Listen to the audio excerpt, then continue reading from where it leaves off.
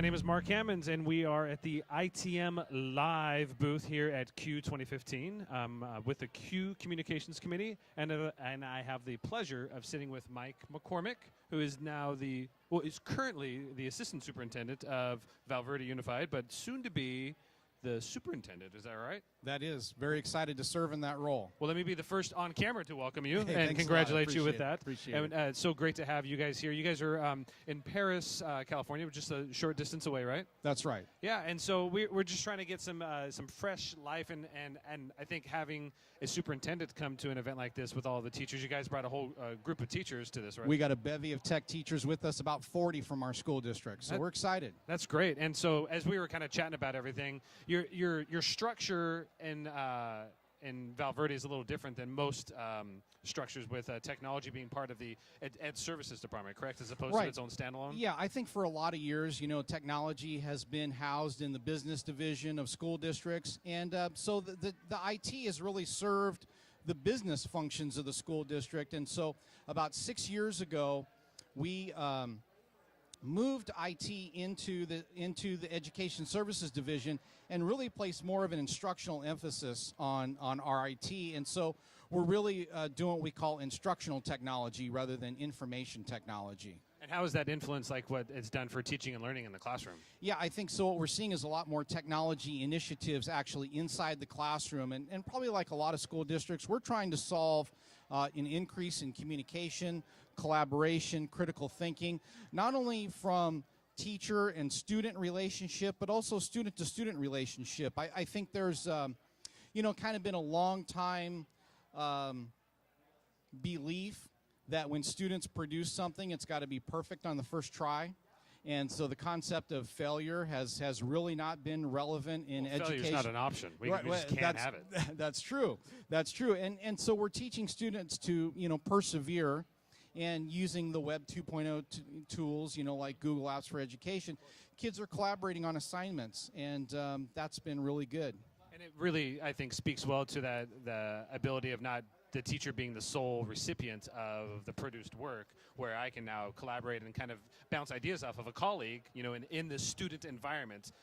I'm sure you guys have meetings at the district level where you just sit around, you throw around ideas, and the best idea comes forward, but it's a different stigma than a lot of schools where it's student working in isolation, and then I give it to the teacher, and it just stays in that little cyclical cycle. Yeah, without a doubt. And so some of these tools have really broken down, I think, the walls of isolation, where now instead of the students having an audience of one, that being the teacher, they're really writing to not only other students within their classroom, students within their school, and students actually within other schools. We have one of our schools in the Val Verde Unified School District actually partnering around technology projects with a school in Finland. And so this is Awesome. Amazing. This is how we use technology to kind of solve these issues of isolation for us. I'm getting that sense I wish I was teaching again from you right now, where a lot of people hear about all these great things that are happening, and the next thing they usually say is, oh man, I wish I was teaching in this age right now. Yeah, without a doubt. I think there's, I see more teachers that, in fact, the teacher that has the most seniority in our school district, been there longer than anybody else, will be joining us at Q.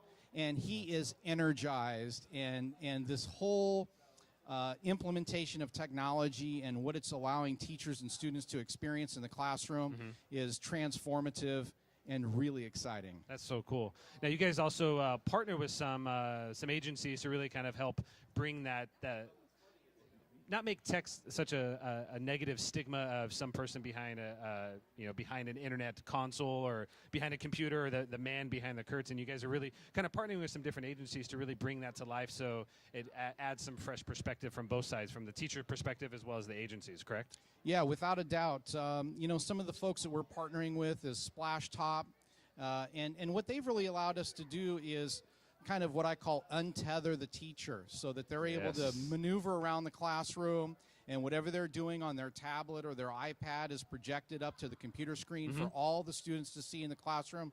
And that's really a great way to manage the classroom environment.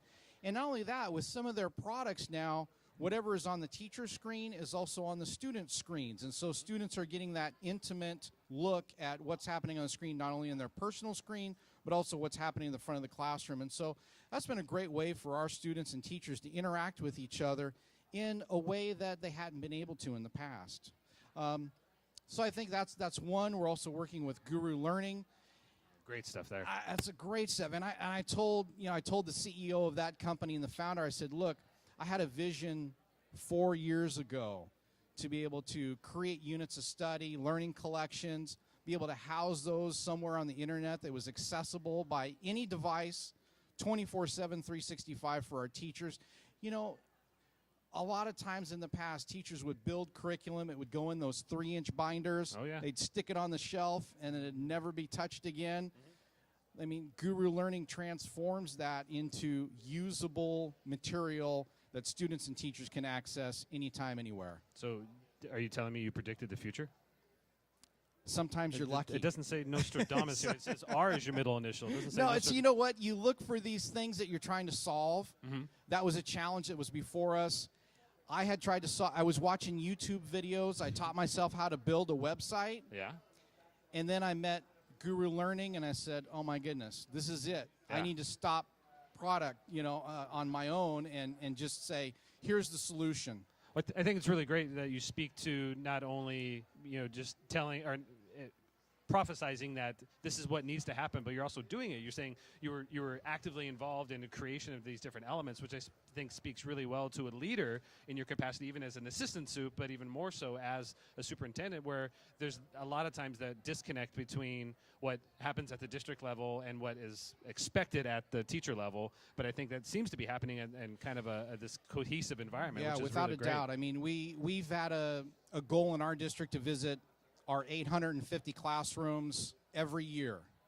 And where we find the greatest ideas is in classrooms with teachers who are the most creative beings in the world. And then I think my role in that is then to capture those amazing things that are happening and then scale them to all classrooms in the district. That's because teachers don't often get to see other teachers teaching. And so how do we do that and scale those amazing things that are happening? Absolutely. One of the unfortunate things with the education system is we go through school, and then we go into school to learn how to teach, and then we just go back into school without that idea of actually seeing what's happening out there, being a fan of other teachers, and being their biggest cheerleader as well.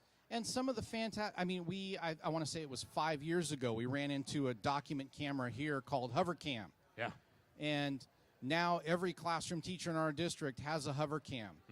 And that's opened up a whole world of, new ways for our teachers to interact again with content and with students. And so it's great to develop these, what I would call deep partnerships. Yeah. And really kind of co-curate material with them, co-collaborate, co-create. And they're I think what they get out of it is how is their product working in a real live classroom. Yeah. And I think that's mutually beneficial. Well, that's great. I just want to thank you so much for not only being here and being an exemplary role model for teachers as well as other administrators, but I just want to congratulate you on being the newly elected superintendent as well, and taking the time to be on ITM Live. So once again, my name is Mark Hammons with the Q Communications Committee, and here at ITM Live at Q 2015. Looking for more great ideas? Check out infiniteThinking.org to catch all previous episodes, as well as links to everything featured in this show. And if you've got mad love for the ITM, be sure to subscribe to our YouTube channel and follow us on Twitter and Facebook. And remember, you are the Infinite Thinking Machine.